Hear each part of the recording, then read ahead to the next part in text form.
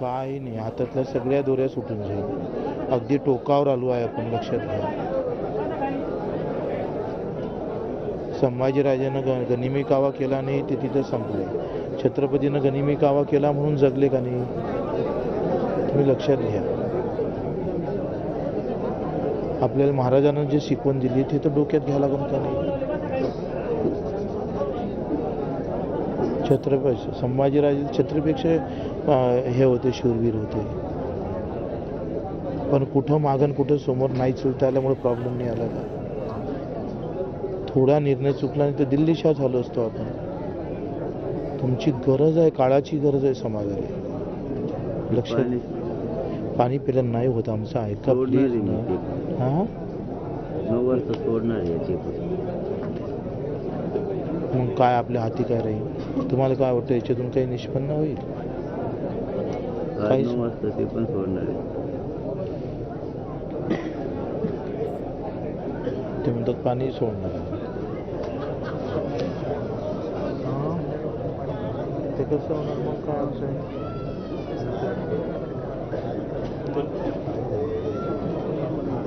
आपण करते ना तुमच्या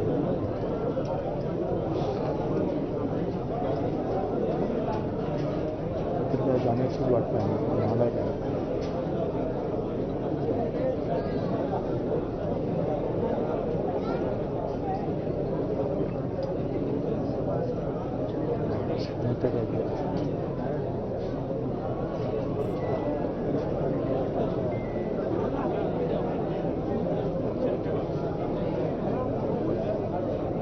पुन्हा फोन सांगू.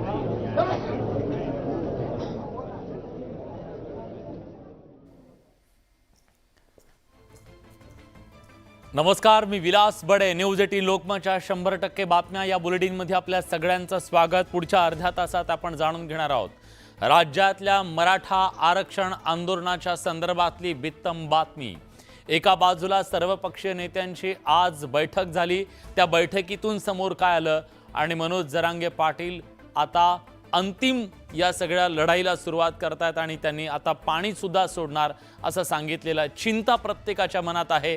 या सगळ्या बातम्या आपण पुढच्या अर्ध्या तासात बघणार आहोत. पण सुरुवातीला हेडलाइन्स.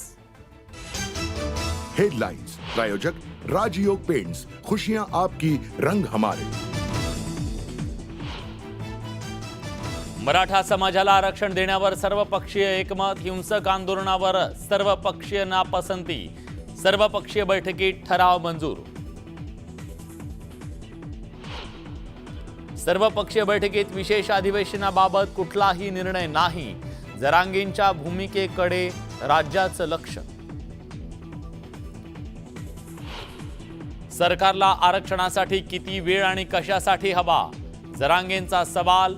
आरपारच्या लढाईचा निर्धार. पोकळ बैठका म्हणत सर्वपक्षीय बैठकीवर संभाजीराजे छत्रपतींचा बहिष्कार. उदयनराजेंनी पाठ का फिरवली याची ही चर्चा. सर्वपक्षीय बैठकीचं ठाकरे बंधूंना निमंत्रण नाही, ही तर संकुचित वृत्ती. संजय राऊतांचा घणाघात. मराठा आरक्षणासाठी सत्ताधारी आमदारांची आंदोलनं आणि मंत्रालयाला प्रतिकात्मक टाळं ठोकलं. आंदोलकांची धरपकड आणि सुटका.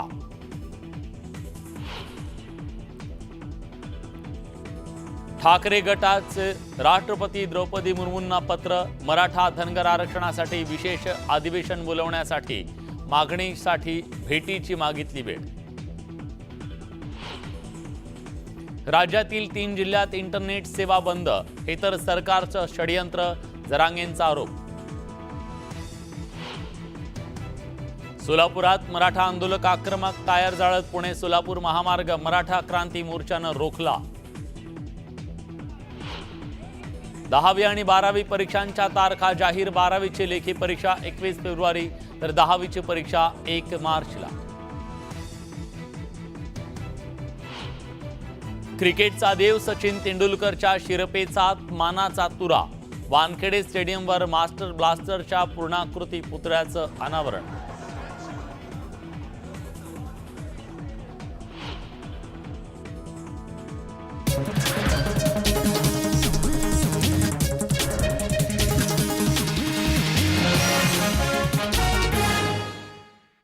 बघूया 100% बातम्या. मराठा आरक्षणाचा मुद्दा राज्यात तापलाय. मनोज जरांगे यांचं उपोषण सुरू आहे, तर दुसरीकडे राज्यात ठिकठिकाणी आंदोलनं पेटली आहेत. त्यामुळे मराठा आरक्षणावर तोडगा काढण्यासाठी मुख्यमंत्री शिंदे यांनी सर्वपक्षीय बैठक बोलावली होती. या बैठकीला 32 पक्षांचे नेते आणि लोकप्रतिनिधी उपस्थित होते. या बैठकीत मराठा आरक्षणावर सर्वपक्षीय नेत्यांशी विस्तृत चर्चा झाली. मराठा समाजाला टिकणारं आरक्षण मिळालं पाहिजे ही भूमिका सर्व पक्षांनी घेतली. शांततेत होणाऱ्या मराठा आरक्षण आंदोलनाला हिंसक वळण लागल्याबद्दल सर्व पक्षांनी बैठकीत चिंता व्यक्त केली. कायदा सुव्यवस्था राखण्यासाठी सरकारने ठोस पावलं उचलली पाहिजेत अशा प्रकारची भूमिका सर्वांनी एकमताने घेतलेली आहे. मनोज जरांगे यांनी सरकारला वेळ द्यावा आणि उपोषण मागे घ्यावं असं आवाहन सर्वपक्षीय नेत्यांनी केलं. जरांगे पाटील यांनी या वेळ जो लागतोय तोपर्यंत त्यांना सहकार्य करावं आणि आपलं जे काही आंदोलन आहे, आपलं उपोषण जे आहे ते मागे घ्यावं. मराठा समाजानं संयम राखावा असं आवाहन करण्यात आलं. मात्र जरांगेंच्या विशेष अधिवेशनाच्या मागणीबाबत सर्वपक्षीय बैठकीत कुठलाही निर्णय झाला नाही. मराठा आरक्षणाच्या मुद्द्यावर मुख्यमंत्री एकनाथ शिंदेंनी सर्वपक्षीय बैठक बोलावली. या बैठकीत आरक्षणाच्या मुद्द्यावर सर्वपक्षीय नेत्यांनी आपापली भूमिका मांडली. तसंच बैठकीत सर्वपक्षीय नेत्यांनी काही ठराव सुद्धा केले. मुख्यमंत्री एकनाथ शिंदेंच्या नेतृत्वात मराठा आरक्षणावर तब्बल 2.25 तास सर्वपक्षीय बैठक झाली. या बैठकीत मराठा समाजाला आरक्षण देण्याबाबत सर्वपक्षीय नेत्यांचं एकमत झालं. कायदेशीर बाबी पूर्ण करून टिकणारं आरक्षण दिलं जाऊ शकतं. त्या संदर्भात राज्यातील सर्व पक्ष एकत्रितपणे काम करायला तयार आहेत. कायदेशीर कार्यवाही शक्य तितक्या लवकर करण्यात यावी, मात्र त्याला आवश्यक तो वेळ देणं गरजेचं आहे. राज्यामध्ये ज्या हिंसेच्या घटना घडल्या त्या योग्य नसून त्यामुळे आंदोलनाची बदनामी होत असल्याचा सूर बैठकीत उमटला.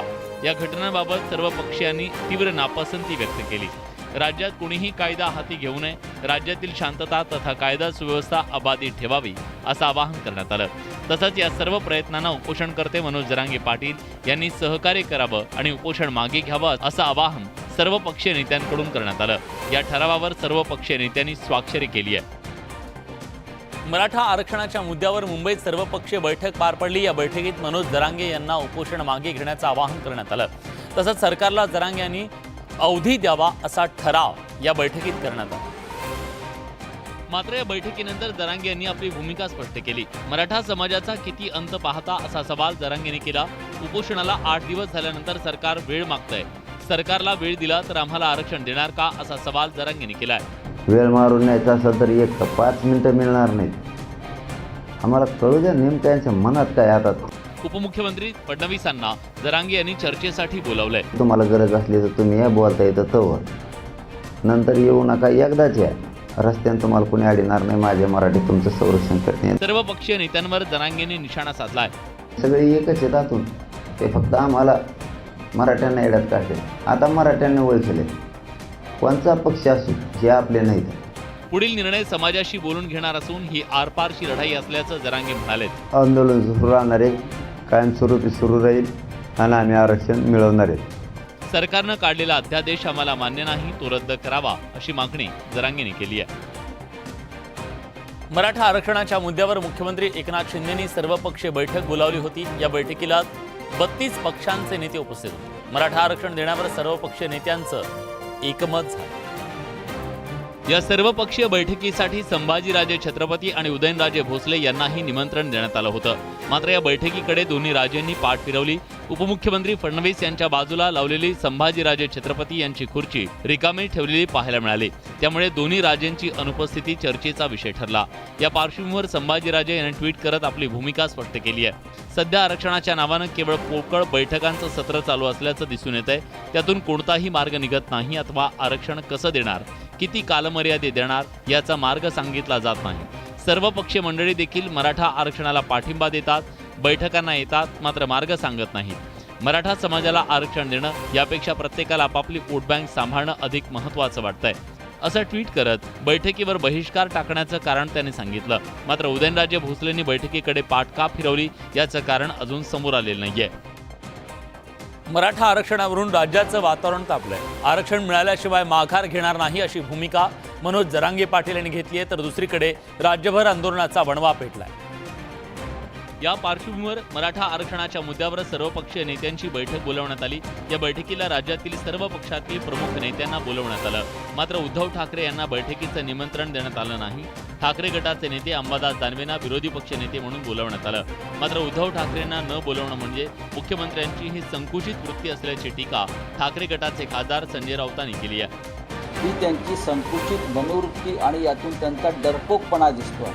उद्धव ठाकरेंना मराठा आरक्षण संदर्भातल्या सर्व पक्ष बैठकीला न बोलवणं हा अतिशय योग्य निर्णय आहे। मराठा आरक्षणाच्या मुद्द्यावर तोडगा काढण्यासाठी सर्वपक्षीय बैठक बोलवण्यात आली। मात्र या बैठकीवरून ठाकरे आणि शिंदे गटात नवा सामना सुरू झाल्याचं पाहायला मिळत आहे। मराठा आरक्षणाच्या मुद्द्यावरून सुरू असलेल्या आमरण उपोषणाच्या 7व्या दिवशी मनोज जरांगे यांनी उपमुख्यमंत्री फडणवीस यांच्यावर हल्लाबोल केला होता। हिंसक आंदोलन करणाऱ्यांवर हत्येच्या प्रयत्नाचा गुन्हा दाखल करणार असल्याचं फडणवीसांनी म्हटलं होतं। त्यावरून जरांगे यांनी फडणवीस यांच्यावर निशाणा साधला होता। फडणवीस यांचा एकेरी उल्लेख करत जरांगे यांनी काय करायचे ते करा असा इशारा दिला होता। 2 उपमुख्यमंत्र्यांपैकी एकाला काड्या करायची सवय लागल्याची अप्रत्यक्ष टीका जरांगेंनी फडणवीस यांच्यावर केली। या टीकेनंतर भाजप आमदार नितेश राणेंनी जरांगेंना सवाल विचारले होते। शांततेची भाषा करणारे जरांगे राजकीय भाषा वापरतायत असं राणे म्हणाले।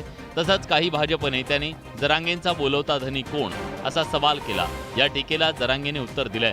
शांततेची भाषा करणारे जरांगे पाटील आता राजकीय बोलू लागलेले आहेत। आता राणे साहेबांनी बोलू नये अशी माझी इच्छा आहे। एकीकडून मला फोन करून गोड गोड बोलायचं, त्याला सांगतो भेटल्यावर कोणी बोलवतं धनी कोण येईन काय। फडणवीस साहेबांवर आणि राजकीय बोलायचं थोडं बंद करा। तुमच्या स्क्रिप्ट कुठून कशा येत आहेत हे आज न उद्या नाही तर आम्हाला जाहीर करावं लागेल। जरांगे यांच्याकडून फडणवीसांवर झालेल्या टीकेनंतर भाजप आक्रमक झाली आहे। त्यामुळे आरक्षणावरून जरांगे विरुद्ध भाजप सामना रंगल्याचं दिसतंय। मराठा आरक्षणाच्या मुद्द्यावर राज्यात वातावरण तापलंय। आरक्षणाच्या मुद्द्यावर तोडगा काढण्यासाठी मुख्यमंत्र्यांनी सर्वपक्षीय बैठक बोलावली।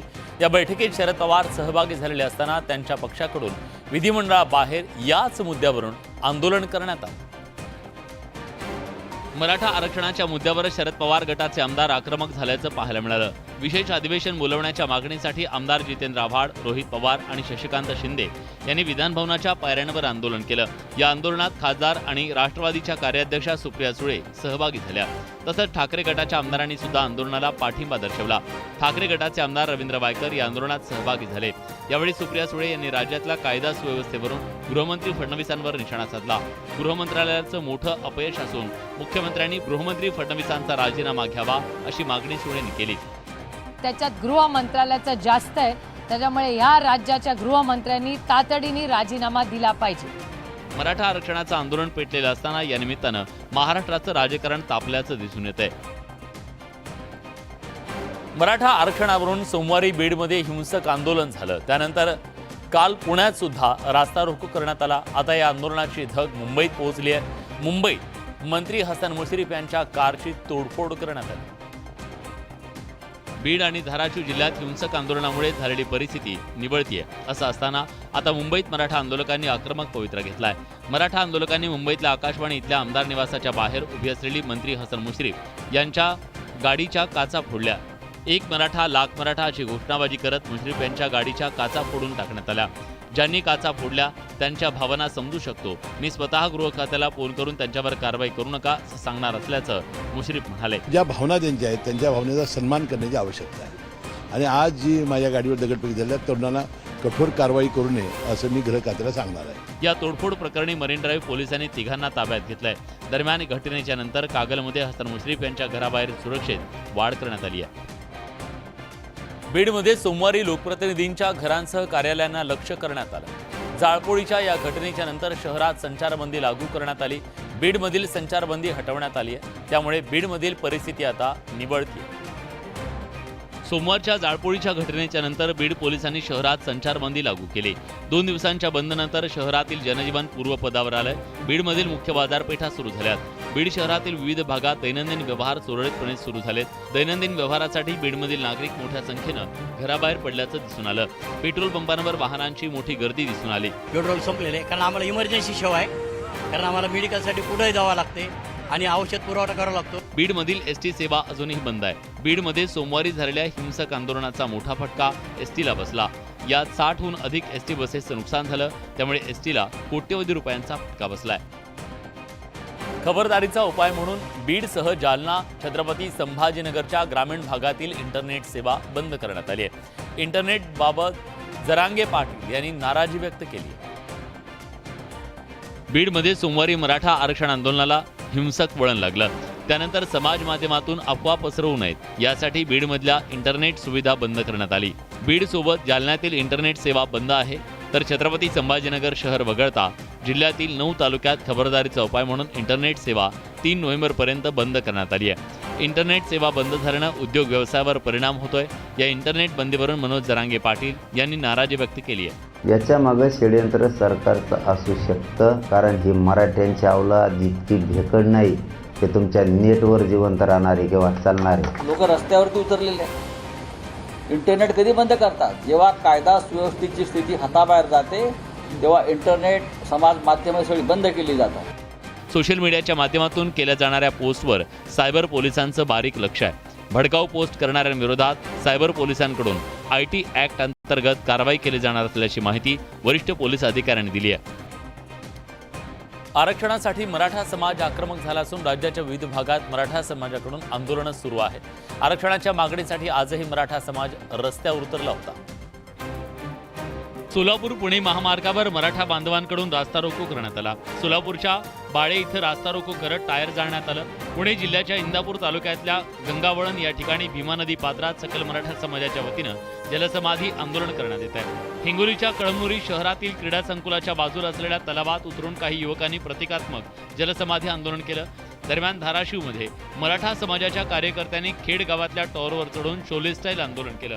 सरकारनं लवकरात लवकर आरक्षण द्यावं आणि जरांगे यांचं उपोषण मागे घ्यावं अशी मागणी मराठा समाजातल्या कार्यकर्त्यांनी केली. धाराशिवच्या कसबे तडवळा गावातही आरक्षणाच्या मागणीसाठी गावातील पाण्याच्या टाकीवर चढून शोले स्टाईल आंदोलन करण्यात आलं. मनोज जरांगेंच्या समर्थनार्थ वाशिमच्या मोहजा गावकऱ्यांच्या वतीनं रिसोड वाशिम महामार्गावर रास्ता रोको करण्यात आला. तसंच मंगळूरपीरमध्ये गोंधळ जागरण आंदोलन करण्यात आलं. आमदार बच्चू कडू यांनीही मनोज जरांगे पाटलांच्या उपोषणाला अनोख्या पद्धतीनं पाठिंबा दिला. बच्चू कडू यांनी रक्तदान करत मनोज जरांगे पाटलांना पाठिंबा दिला. कुणबी नोंद सापडलेल्यांना प्रमाणपत्र देण्याचं काम मराठवाड्यात सुरू करण्यात आलंय. धाराशिवमध्ये प्रशासनानं फक्त एकाच व्यक्तीला प्रमाणपत्राचं वाटप केलं. मात्र सरसकट कुणबी प्रमाणपत्र देण्याची मागणी हे प्रमाणपत्र मिळालेल्या व्यक्तीनं प्रमाणपत्राची होळी करत म्हटलं. त्यामुळे सरकारची कोंडी झाली आहे. कुणबी अशी नोंद सापडलेल्या मराठा समाजातील एका व्यक्तीला जिल्हाधिकाऱ्यांनी कुणबी प्रमाणपत्राचं वाटप केलं. शिंदे समितीनं पाहणी करून मराठा समाजातील नागरिकांची कुणबी नोंद करण्याची कागदपत्र जमा केली. त्या आधारे प्रमाणपत्र वाटप करण्यात आलं. धाराशिवमध्ये 468 नागरिकांच्या कुणबी नोंदी आढळल्या. त्यातील अवघा एक नागरिक कुणबी प्रमाणपत्र घेण्यासाठी पोहोचला. मात्र याला मोठ्या प्रमाणात विरोध झाल्यानंतर लाभार्थी तरुणानं मराठा आंदोलकांसह या प्रमाणपत्राची होळी केली. सरसकट सर्व मराठ्यांना कुणबी प्रमाणपत्र द्या अशी मागणी त्याने केली. पत्र इश्यू करण्याची प्रक्रिया आमच्या जिल्ह्यामध्ये आम्ही सुरू केलेली आहे आणि त्या आम्हाला जी कुणबी नोंदी आढळून आल्या त्या नोंदीमधली जी पहिलं कास्ट सर्टिफिकेट आहे आणि आज ते इश्यू केलेलं आहे. कुणबी प्रमाणपत्र हे मला एकट्याला देऊन चालणार नाही आणि सगळ्यांना सरसकट द्यावं. आता हे मला एकट्याला जेवण देत आहेत आणि बाकीचे माझे बांधव जे आहेत त्यांना उपाशी ठेवत आहे, तर हे असं थोडी चालणार नाही. अर्धवट आरक्षण घेणार नाही अशी भूमिका जरांगे पाटलांनी घेतली आहे. त्याला मराठा समाजानंही प्रतिसाद दिल्यानं सरकार पुढे यक्ष प्रश्न निर्माण झालाय. यानंतर आपण थेट जातोय अंतरवाली सराठीत. मनोज जरांगे पाटील बोलत आहेत. जाणून अन्याय केला जातोय तो आता मला नाही सहन. त्यामुळे मी आता आरक्षण मिळेपर्यंत पाण्याला हात लावणार. सगळी जबाबदारी ही सरकारची राहणार. याचबरोबर महाराष्ट्रात सरकारनं जाणून बुजून कार्यकर्त्यांवरती ज्या खोटे केसेस करायचं एक सुरू केलंय, सरकारला सांगतो तुम्ही किती खोटे केसेस करणार. 6 कोटी मराठ्यांवरती केसेस तुम्ही दाखल करणार. कितीवर करणार? आम्ही काही कमी नाही. तुम्ही 2 वर करणार, 4 वर करणार, 5 वर करणार. आम्ही करोडो नाही. उलट केसेस केल्यामुळं लोकांमध्ये जास्त रोष निर्माण व्हायला लागला सरकारविषयी. तुम्ही त्या मागं घ्या, नसताना का घेऊ, पण तुमच्याविषयी रोष तयार व्हायला लागलाय. मराठा बांधवांना ही विनंती आहे, तुम्हाला जर विनाकारण त्रास दिला अधिकाऱ्यांनी तर तुम्हीही त्यांच्यावरती कोर्टामार्फत गुन्हे दाखल करा. वकील बांधवांना, महाराष्ट्रातल्या वकील बांधवांना विनंती आहे, जाणून बुजून सरकार आपल्या भावांना अडचणीत आणत असत तर त्यांच्या मदतीला ताबडतोब आपल्या भावांच्या वकील बांधवांना धावून जा आणि कोर्टामार्फत संबंधित अधिकाऱ्यांवरतीही गुन्हे दाखल करा. कारण जाणून बुजून सरकार आपल्या लोकांना गुंतवायचं बघतंय, ते किती जणांवर करणार आहे. 25, 30, 20 आपण 5 ते 6 करोड आहेत. केसेसला घेऊन आरक्षणाच्या लढ्यापासून मागे सरकायचं नाही. हे खोटे गुन्हे आहेत, एवढं आपण लक्षात घ्यायचं. मी न्याय मिळेपर्यंत माघार पाणी आजपासून पुन्हा बंद केलंय. मी माघार घेत नाही. मधला मार्ग काय मग यातून? ते आता सरकारला माहीत, आम्हाला नाही माहीत. सगळे पुरावे आहेत तरी सरकार मराठ्यांना जाणून बुजून आरक्षण देत नाही. काही जाती अशा आहेत की त्यांना पुरावे नसताना आरक्षण देत. आमच्या पुढं तेवढाच एक पर्याय नाविलाज आमचा. आम्हाला कठोर लढावं लागत. होणाऱ्या परिणामाची सगळी जबाबदारी सरकारची राहणार आहे आजपासून. बीडमध्ये 7 जणांवर 307चे गुन्हे दाखल करण्यात आलेले आहेत. तेच म्हणलो मी आता. सरकार जाणून बुजून गुन्हे दाखल करते, त्यांनी काही होणार नाही. आम्हाला वकील बांधवांनी महाराष्ट्रातल्या आपल्या बांधवाच्या मदतीला ताबडतोब जावं आणि जाणून बुजून प्रशासन सरकारचं ऐकून छळ करतंय मराठा समाजाच्या गोरगरिबांचा, म्हणून कोर्टामार्फत त्यांच्यावरही फौजदारी गुन्हे दाखल करावे. आपल्याही बांधवांनी आता मागं हटायचं कारण नाही, आपणही गुन्हे दाखल करावे. परंतु सरकारला आणखी शहाणपणाची भूमिका सांगतो. शहाणे असाल तर विनाकारण मराठ्यांवरती गुन्हे दाखल करू नका, ते वापस घ्या. कारण तुमच्या विरोधात केस झाल्यामुळं वातावरण दबण्याऐवजी जास्त रोष निर्माण व्हायला लागलाय. कारण मराठी काय 2-4 नाहीत, 5 ते 6 करोड आहेत. त्याच्यामुळं गुन्हे दाखल झाल्यावर पोरं आणि समाज जास्त रोष व्यक्त करायला लागला. हे जरा समजून घ्या. बच्चू कडूंची तुमची आत्ता भेट झालेली आहे. त्यांनी आग्रह केलेला आहे पाण्यासोबतच तुम्ही औषधोपचार घ्यावा असं त्यांचं म्हणणं आहे. त्यांच्याशी काय चर्चा झाली? ते काही मुद्दे म्हणत होते की मी प्रयत्न करतोय पण सरकारला हे द्यायचं नाही असं म्हणत होते. सगळे राजकारण खेळत त्यांचं वाक्य होतं. त्यांची भूमिका ते स्पष्ट करतील, परंतु ते आले फक्त माणूस म्हणून. याच्या पलीकडचा एक विषय सांगायचा ठरला समाजासाठी आणि तुमच्यासाठी. सगळ्यात अगोदर 2-3 नेत्यांच्या विरोधात मराठा आरक्षणासाठी ते स्वतः बोललेले आहेत. त्यांनी सांगितलेलं आहे की माझा बाप मराठा आणि कुणबी आहे, म्हणजेच मराठा आणि कुणबी एकच आहेत. सगळ्यात अगोदर तेच बोललेले आहेत. त्यामुळं मी त्यांना व्यासपीठावरती मराठ्यांच्या बाजूनं राजकारण न करता बोलले म्हणून येऊ दिलं नसता. राजकारणाला बंदी, त्याचं कारण ते की ते राजकारणाच्याही पलीकडे जाऊन मराठ्यांच्या बाजूने उभं राहिले. बैठकांचा सिलसिला सुरूच आहे. उद्या शिंदे गट शिंदे शिवसेनेच्या आमदार खासदारांची बैठक बोलावलेली आहे. आता इकडं माणसं मारायला लागल्यावर बैठक घेता. रोज एक बैठक, एका दिवशी घ्या 50 काय घ्यायचे. रोज एक रोज एक रोज एक जाळायला लागले. याचे परिणाम लय वाईट होणार आहेत. शिंदे साहेब, फडणवीस साहेब, पवार साहेब याचे परिणाम लय वाईट होणार आहेत. एका दिवशी घेऊन काय घ्यायचे? रोज एक घेऊन का लोक मारता का? याचे परिणाम बघा कसे येतात, आता भोगायला लागतील तुम्हाला पुढं. मी तर पाणी स्पष्ट सोडला. 3 नोव्हेंबर रोजी महायुतीच्या सर्व आमदार खासदारांची बैठक होणार आहे. बैठक येऊन त्यांना दुसरं काही करायचं असं, आमच्यासाठी करायचं असतं ते एका दिवसात बैठक येते, त्याचं दुसरं काही चालू असं. आमचा विषय स्पष्ट सांगितलेला आहे. बघूयात आता त्यांनी ठरवलेलं आहे सरकारनं दूषित वातावरण करायचं. मराठा शांततेत करणार आहेत आंदोलन. तुम्ही म्हणाले की मला बोलता येईल तोपर्यंत मला भेटायला या का चर्चेसाठी चर्चा होऊ शकते. असं किती दिवस आहे की उद्याचा दिवस तुम्ही चर्चा करू शकता की आणखी एक दिवस जाऊ शकतो, तुम्हाला तुमच्या नाही आता प्रकृतीवर लक्षात येईल? आता नाही सांगू शकत मी कधी बोलणं बंद होईल आणि कधी बोलू शकत. आता नाही सांगू शकत. आत्तापर्यंत सांगू शकत होतो, आता नाही सांगू शकत की कधी माझं एकाएकी बोलणं बंद होईल की चालू राहील. हे मात्र मी विश्वासानं आता नाही सांगू शकत. इथून पाठीमागं 5-6-7 दिवसापर्यंत सांगू शकत, आता नाही सांगता येणार की कोणत्या दिवशी बोलू शकेल आणि कोणत्या दिवशी माझं बोलणं बंद पडेल हे नाही सांगू शकत. एक शेवटचा प्रश्न विचारतो की सगळ्या सत्ताधारी विरोधकाच्या बैठकीमध्ये एक सूर होता की आणखी थोडा वेळ दिला पाहिजे आणि तुम्ही हे आंदोलन थोडं थांबवलं पाहिजे किंवा तुम्ही पाणी घेतलं पाहिजे, स्वतःची काळजी घेतली पाहिजे. त्यांची ती भूमिका आणि आता तुमची ही भूमिका, यातून काय नेमकं पुढं होणार आहे हा महाराष्ट्राला पडलेला प्रश्न आहे. त्याचं उत्तरही काहीच कळत नाही नेमकं काय. जे होईल ते होईल. आता त्याला महाराष्ट्राचं जे होईल ते होईल. आता बघणारे बघत राहणार आहेत, त्यांना नाईलाज.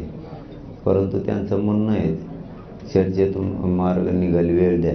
कशासाठी पाहिजे, किती पाहिजे, तुम्ही काय करणार आहे, महाराष्ट्रातल्या मराठ्यांना आरक्षण कसं देणार आहे हे सांगितलं पाहिजे का नाही. का नुसता वेळ द्या. पुरे माणसं मरायला लागल्यावर वेळ घेता का? तुम्ही सांगितलं पाहिजे ना. इथे नुसतं तिथून बोलून कसं जमल की वेळ द्या थोडा.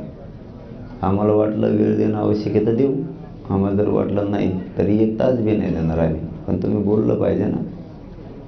आम्ही कुठं नाही म्हणतो, पण आम्हाला पटलं तर देणार आम्ही, नाही तर नाही देणार.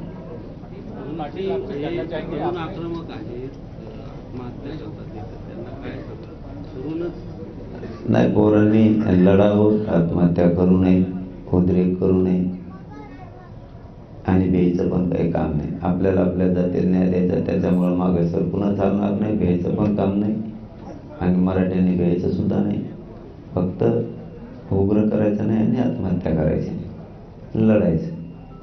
एवढा माझा तुम्हाला हात जोडून पुन्हा एकदा संदेश.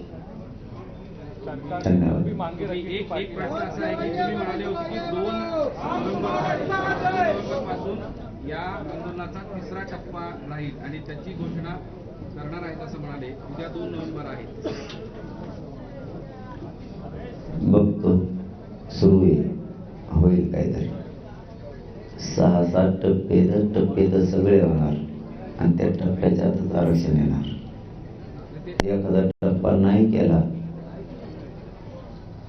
तरी काय हरकत नाही. बरं, 6-7 एकूण असणारे टप्पे, त्याच्या आतच आम्ही आरक्षण घेणार. तुम्हाला दिसत सुद्धा ते एखादा अर्धा होईल, नाही होईल, मागं पुढं होईल, पण एकूण सगळ्या टप्प्यात आरक्षण मिळणार आणि सरकारला ते द्यावं लागणार आहे. प्रश्न आहे 3ऱ्या टप्प्याच्या त्या आंदोलनाचं स्वरूप काय असेल? तेच आता म्हणलं मी, एखादा टप्पा होईल किंवा नाही पण होणार, परंतु एकूण 6-7 टप्प्यात जे आंदोलन होणार आहेत त्याच्यात आरक्षण मिळणार आणि द्यावं लागणार. एखादा टप्पा मागं पुढं आता या तब्येतीमुळे होऊ शकतो माझ्या, पण ठरलेले टप्पे फिक्स आहेत. म्हणजे फिक्स साखळी उपोषण गावोगावात, आमरण उपोषण गावागावात आणि गावात यायचं नाही, हे 3 विषय फिक्स ठरलेले आहेत. मधले जे टप्पे आहेत त्यातला एखादा अर्धा माझा तब्येतीमुळं मागं पुढं होऊ शकतो, परंतु शेवटच्या टप्प्यापर्यंत मराठ्यांना आरक्षण मिळणार. धन्यवाद. मांग की थी आपने सरकार से, वो नहीं मांगी गई, सरसकट आरक्षण नहीं दिया गया, अब आगे आप क्या करेंगे? नहीं, हमारा आंदोलन शुरू है, वो सब दीदारा करून घेने वाले है और देखो तुम ना इलाज है हमारा मराठा का भी. पानी बंद किया आपने? हो, पानी बंद किया. हर रोज मराठा सुसाइड कर रहे हैं, क्या करना है? किसी ने सुसाइड नहीं करने की, आत्महत्या मत करो, उद्रेक मत करो, रिजर्वेशन मिलेगा. शांति से आंदोलन करो, साखळी उपोषण, आपल्या गाँव में कोई नेता को मत आना देना, आमरण उपोषण करने का मिलेगा. अपने बच्चों को जरूर न्याय मिलेगा, विश्वास रखो, न्याय मिलेगा. शांति से आंदोलन करो, डरने की जरूरत नहीं. मराठी किसी को डरते नहीं. चलो, धन्यवाद. कायदा सुव्यवस्था का प्रश्न निर्माण होता है महाराष्ट्र में, तो कौन जवाबदार होगा? सरकार रिजर्वेशन देगी तो काय को होगा. सरकारी जबाबदारी आहे पूरा, दूसरा कोई। चलो, धन्यवाद भाई।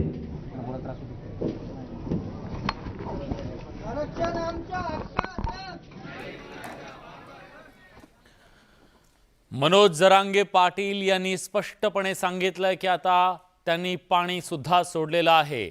राज्य सरकारनं चर्चेसाठी यावं, चर्चेचं दार त्यांनी खुलं ठेवलेलं आहे, पण आपल्या मागण्यांवर मात्र ते ठाम आहेत।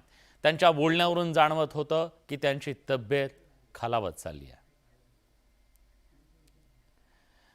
तर या सगळ्या परिस्थितीवर मार्ग निघावा, मनोज जरांगे पाटील यांची तब्येत खालावतीये, त्यामुळे चिंता प्रत्येकाच्या मनात। यासोबत बुलेटिनमध्ये आपण इथेच थांबतोय। ताज्या घडामोडींसाठी बघत रहा न्यूज 18।